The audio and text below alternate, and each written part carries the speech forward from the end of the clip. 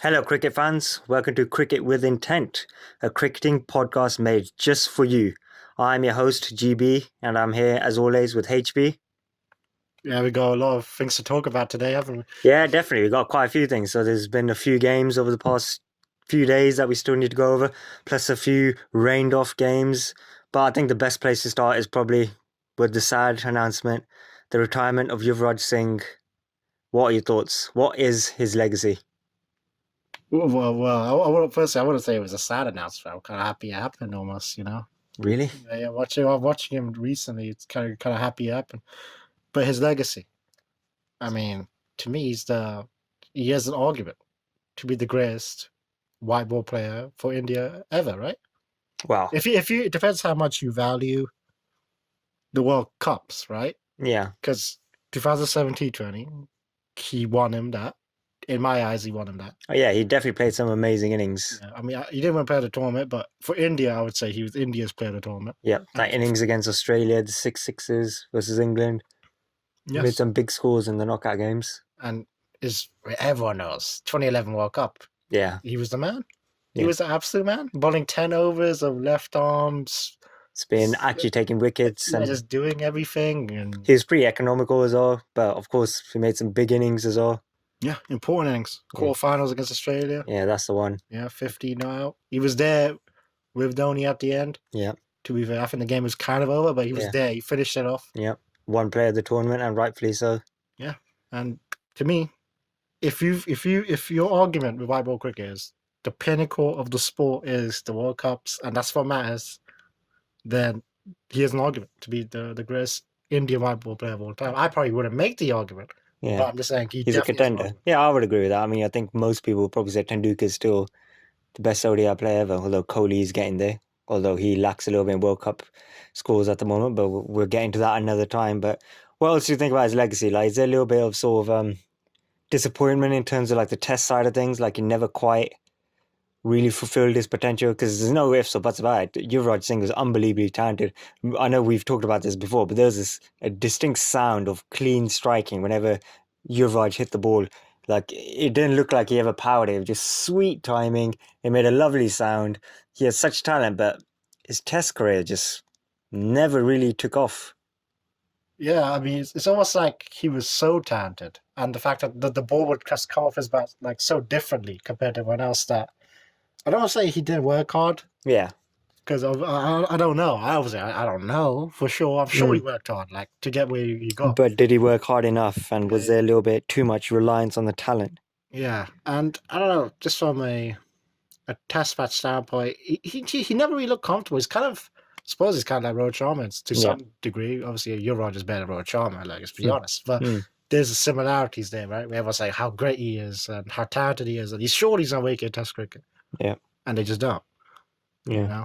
And I saw he made an interview during his retirement, and he's talking about how he never quite got a run in the team because there was all those great players he had to play with. There's truth to that, I think. And there's some truth. And he said, like, when those guys start to go, he got cancer, right? That's what he says.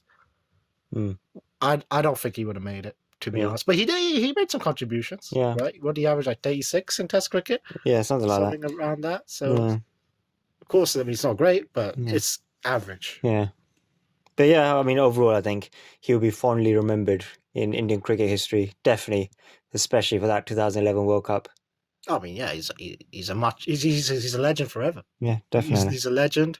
He will always be known for that. Yeah. He got India the World Cup. Yeah, that quarterfinal knock versus Australia. Which, speaking of which, India versus Australia.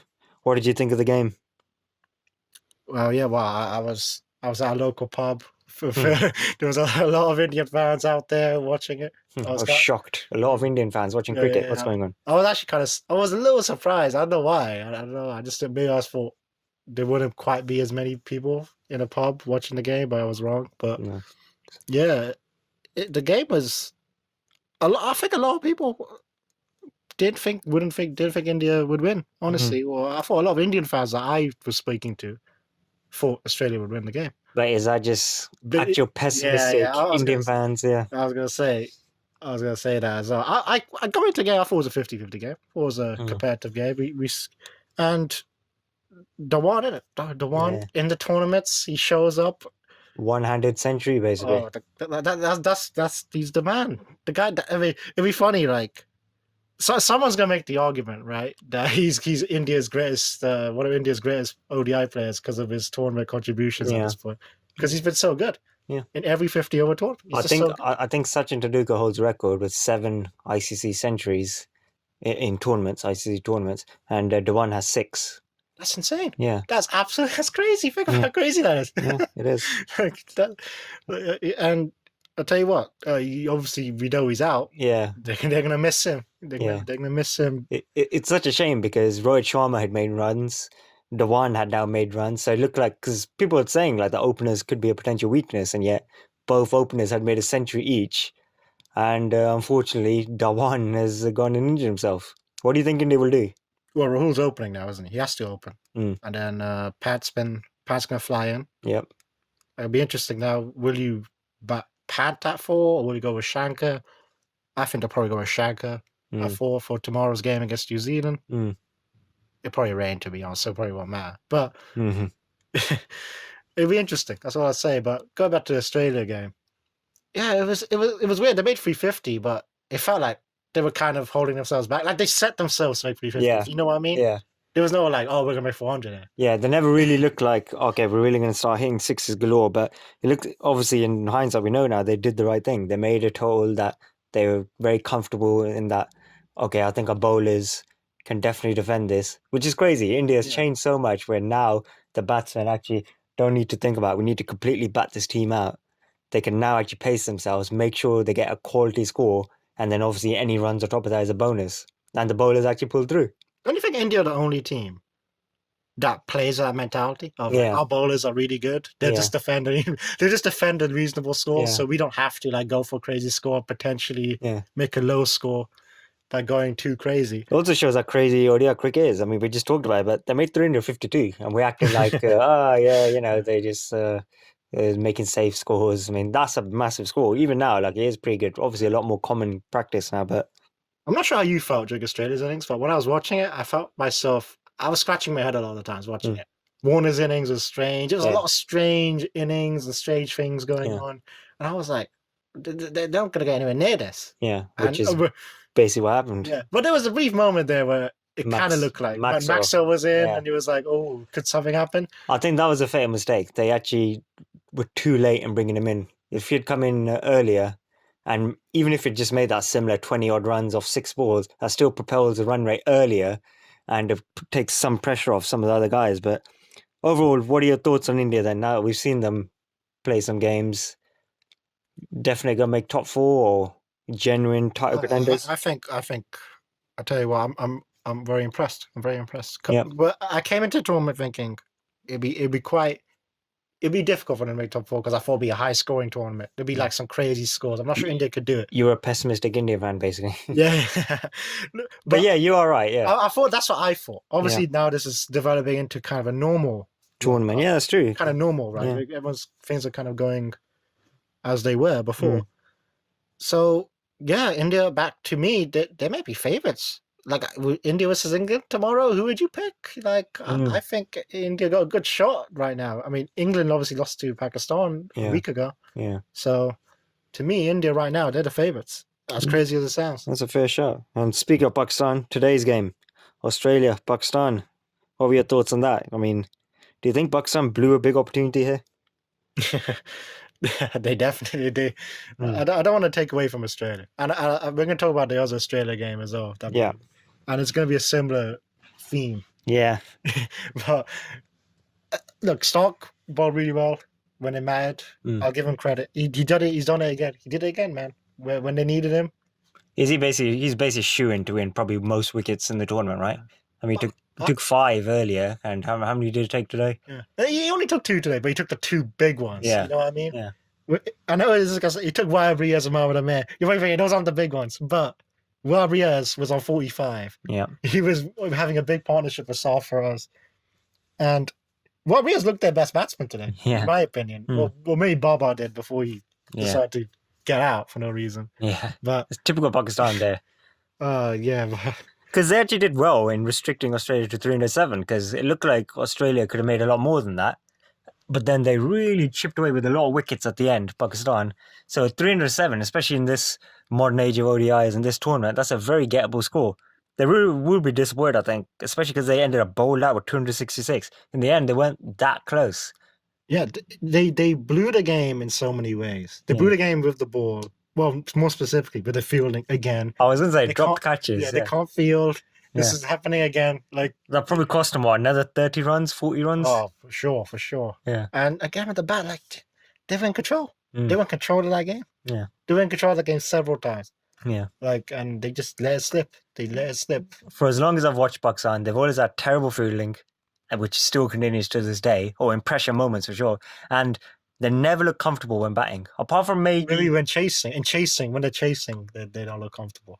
Yeah, I guess. I think. Yeah, probably right. But I'm trying to think. Like, apart from the glory days of Inzi, Mohammad Yusuf, and Yunus Khan as this really strong middle order, their batsmen always look capable of getting out at any moment. Especially in ODI cricket, for as long as I can remember now, there's always look like, no matter how well they're doing or whatever, how solid the situation is, they're capable of just chucking the wicket away. And I think today was an example of those characteristics of Pakistan. Poor fielding, which costs them probably 30, 40 runs extra than what Australia should have got, even though they bowled really well and ended up bowling them out. And then, of course, like we've talked about, the batsmen just throwing it all away. What are your overall thoughts on Pakistan?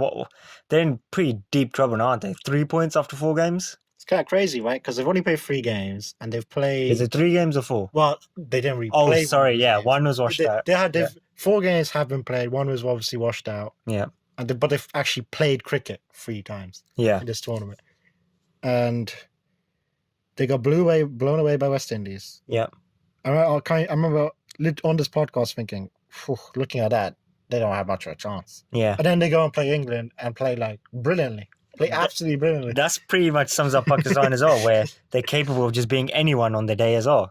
And then obviously today they kind of play well, but then blow the game. So it's hard to say. I don't want to say it's because those are tough games, right? They mostly missed out on the 2 points, right? Yeah, Sri Lanka. That really hurts them. The fact that we don't want to assume they would beat Sri Lanka, but let's just say they had a strong chance of doing it. It felt like they would, right? Because they just came off the England game. Yeah, because there's a big difference between 4 points out of a possible 8 and 3 points out of a possible 8. Because especially when it's Sri Lanka, assuming it doesn't get rained down in other games, it wouldn't surprise if Sri Lanka lose to everyone else, especially the top contenders, the Indias and the top teams. So that's like basically a lost point Pakistan got compared to the rest of them. Yeah, that's that's it's interesting, right? Because Sri Lanka, I think, had 2 games washed out. Yeah. And so, like in their eyes, I think, well, I'm not sure what they're thinking, but to me, that's like, they should be happy. Yeah. They just got 2 points. Yeah, they're picking up points. They probably would have lost. Yeah. So I think they're 5th in the league, in the table, Sri Lanka, even though they've only won 1 game. Yeah. Which is kind of funny. But yeah, about Pakistan.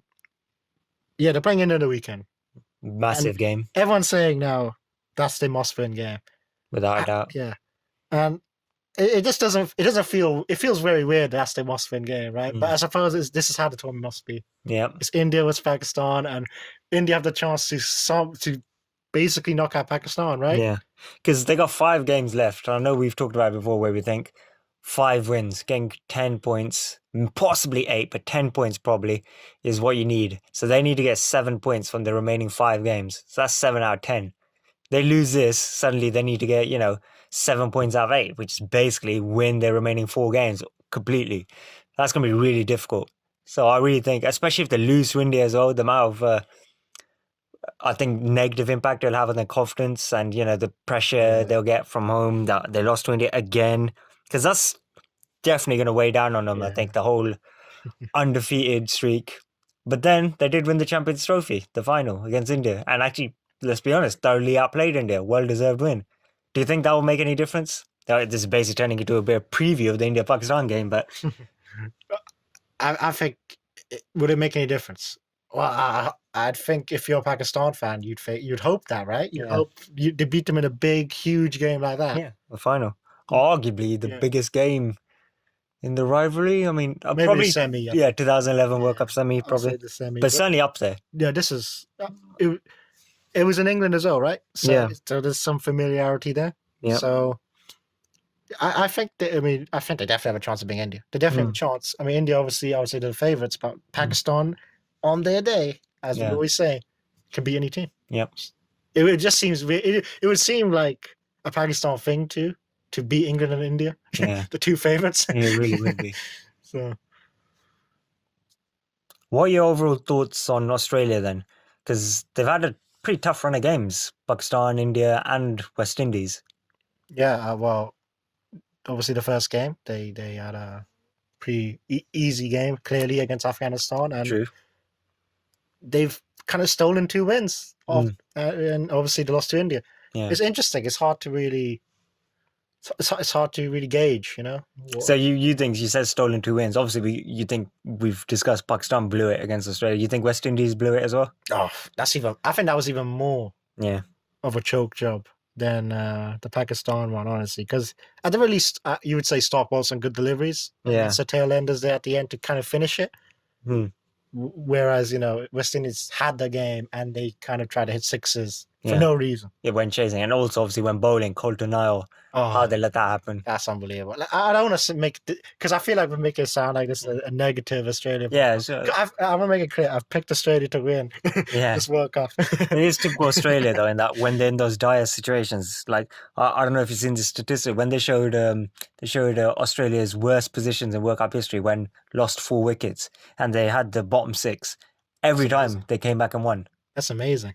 I'm talking about with Australia, as in Australia's 6 worst situations where they've lost 4 wickets.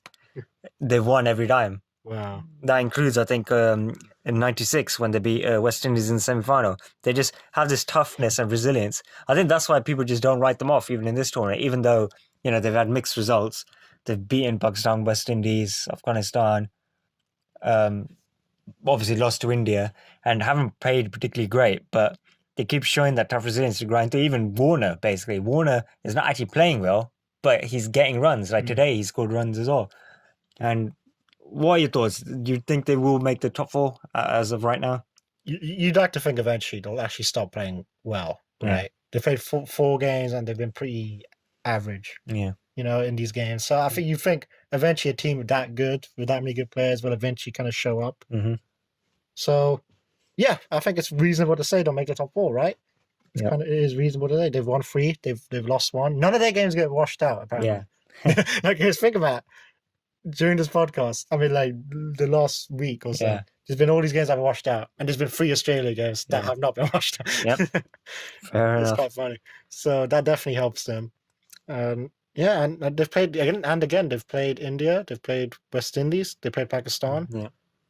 That's a fairly decently hard schedule, and they've won 3 of them. So still, they got their big rivals still to come. 2 of their big rivals. So let's smoothly move on to them. What do you think of England? They played Bangladesh. This was more like the England that we know, right?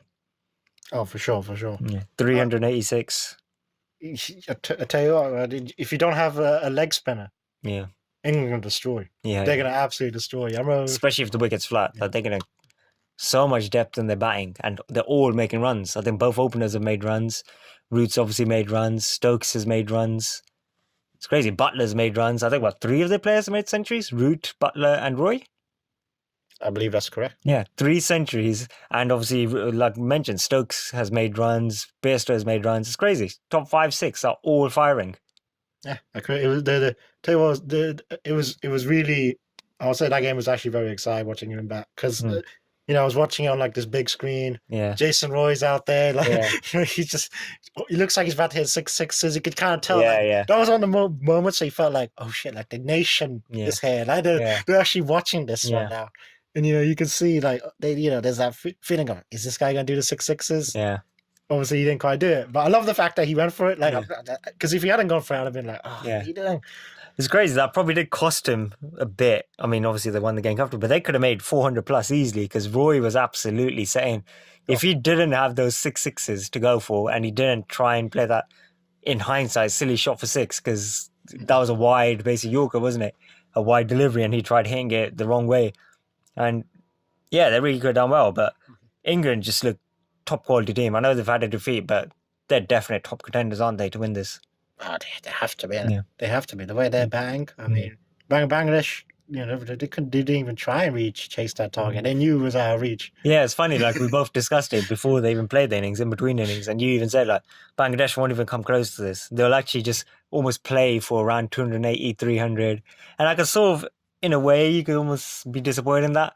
But at the same time, you can almost think of it like if they did try and blast their way to try and chase it, they could have easily been skittled out for 150, and their run rate could have taken an absolute pounding. What have you been your thoughts on Bangladesh so far this tournament? It's been a bit mixed, hasn't it? Like some good moments, but some not so good. I've been kind of impressed with them, honestly. I knew they were good, but they've really, obviously they beat South Africa. Yeah, big result. That was a big result. They played better than New Zealand, I felt like. Yeah. Again, another game where they kind of blew it, right? Yeah. Because that's kind of been like the story of this tournament in some ways. Some teams blowing it. And obviously today was a bad performance against a really good England team. Yeah. But England is capable of doing that to anyone. I'll tell you what, though. You're right about the Roy thing, because if Roy hadn't gone for those 6 sixes, I'll tell you what, 265, Rohit Sharma could have been on. Rohit Sharma was out there. He was breathing a sigh of relief when he skied that ball, because he was in, and he looked unstoppable. There was literally no one who could have stopped him. I felt like, other than himself. Yeah, and England they're just so good, batting wise, definitely. Especially like on a pitch like they had there. Yeah, I mean they had at the end, I think, was it Plunkett like just whacking balls? Yeah, like last 2 balls were for 6 and a 4, I think. Yeah, that's the thing. Even after the top 5 or 6, they got what, Rashid, Moeen Ali, and there's just a lot of these guys who are just capable of hitting big, massive runs. And speaking of Australia's other big rivals, New Zealand versus Afghanistan, comfortable win for New Zealand. Basically, they're just being really efficient right now. They've had an easy run in, but they're just doing the job easily.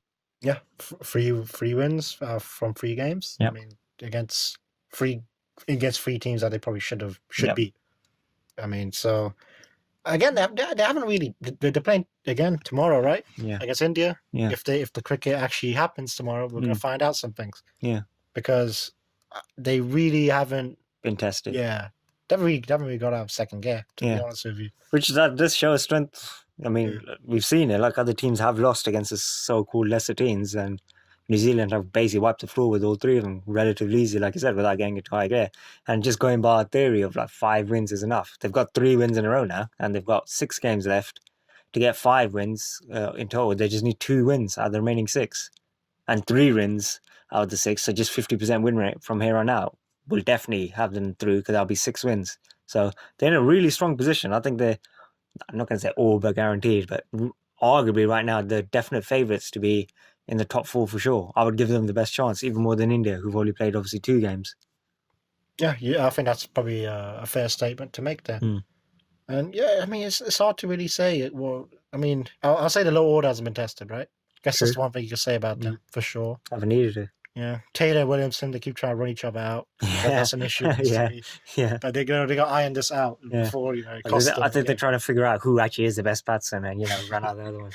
Because everyone talks about Williamson as part of the big 4, but I've mentioned it before. Ross Taylor's been an absolute beast since his eye surgery, especially in ODI cricket. Is ridiculous. I think the average is above 60.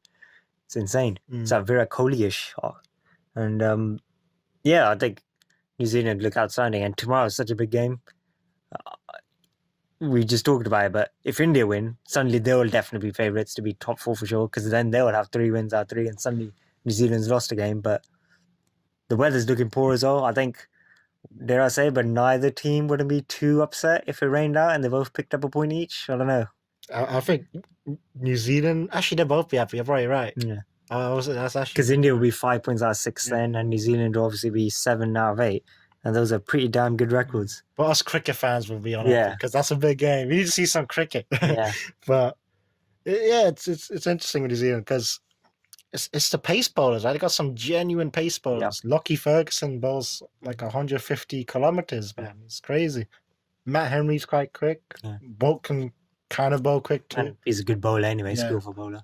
They're doing well. They're doing well. I mean, obviously they wobbled the biggest Bangladesh. Yeah. But they're doing well. Honestly, there's not much to talk about with New Zealand, is there? Yeah, because of who they've played, and they just handle their business. So, who do you think will actually win then tomorrow? Assuming the game goes on, India versus New Zealand, who's your money on?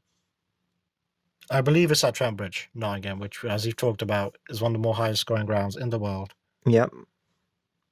Yes, it is Nottingham. I think New Zealand have a good chance of winning with Dhawan out. Yeah, that's a good point. I think Dhawan would have been good on that pitch against that particular attack with who they had. I think Rahul and Rohit Sharma could get out to Bolt early. I think that's a pretty good matchup for Bolt. But Bolt would enjoy bowling to those two, I think. So, and then you probably gonna have Vijay Shankar back 4, right? Yeah. Instead of a guy like Rahul. So we're gonna find out some things. That's all I say. What do you think about spin though? Because New Zealand haven't really been. Do you think they still have the usual weaknesses against spin, and will India be able to exploit that? Yeah, that was the one. That's the thing that's giving me a little bit of pause, isn't it? Like, what happens if Kuldeep and Chahal just run through them? Yeah. And yeah, it is a good point. It is a good point. That's how I'm actually, in fact, going to lean towards India, because I don't think New Zealand have that much of a batting advantage over India, where they'd really bat India out of the game. But I think India's spin bowling is far superior to New Zealand's. And assuming they're able to get any spin out of that pitch and do anything with the ball, I really think that could be the difference. So maybe I have the memories of the warm-up game that I went to, innit? Oh, that's true. You went to the warm-up game and New Zealand Zealand actually destroyed India. Yeah. So yeah, it's gonna be interesting. It's gonna be interesting. It's an actual, compelling game here. Yeah. It's been a good tournament. Yeah. So hopefully we'll do another podcast pretty soon, and sometime in the next few days. Probably definitely aim for another one over the weekend. I guess, as always, we'd like to thank you very much for listening to us, and please do hit that subscribe button, hit that like button, share this podcast as well. Thank you very much for listening. Goodbye.